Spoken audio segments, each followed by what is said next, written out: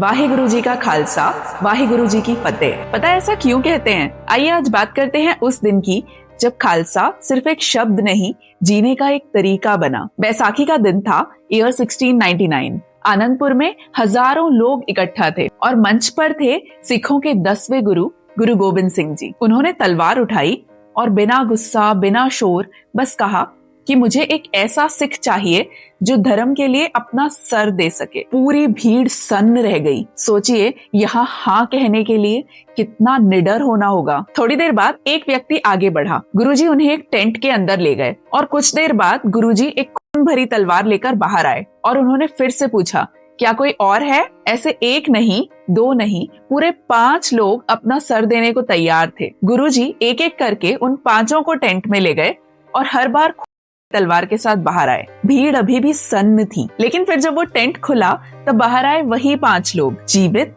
शांत और गर्व से खड़े। और इन्हें हम कहते हैं पंज प्यारे। अलग अलग जाति, अलग अलग प्रदेश के ये लोग, पर अब एक ही पहचान। फिर गुरु गोबिंद सिंह जी ने पानी और मिश्री को लोहे के बर्तन में मिलाकर एक 2 धारी तलवार से घुमाया और गुरबाणी का उच्चारण करते हुए अमृत तैयार किया और फिर गुरुजी ने उन्हीं पंज प्यारों से खुद अमृत लिया। उस दिन गुरु गोबिंद राय गुरु गोबिंद सिंह बने, एक खालसा सिख बने और इस तरह गुरु गोबिंद सिंह जी ने खालसा पंथ की स्थापना की। खालसा जो सिर्फ अपने लिए नहीं जीता बल्कि दूसरों के अधिकार के लिए खड़ा होता है। खालसा जो जुर्म के सामने झुकता नहीं, चाहे सामने कोई भी हो। खालसा जो शस्त्र भी जानता है और शस्त्र की मर्यादा भी। और गुरुजी ने कहा कि खालसा किसी ईगो, जाति या पावर का नहीं, गुरु का भी नहीं। खालसा वाहिगुरु जी यानी भगवान का है और इसीलिए जीत पर भी किसी का अधिकार नहीं होता, जीत भी वाहिगुरु जी की ही होती है। खालसा का काम है सच के लिए खड़े रहना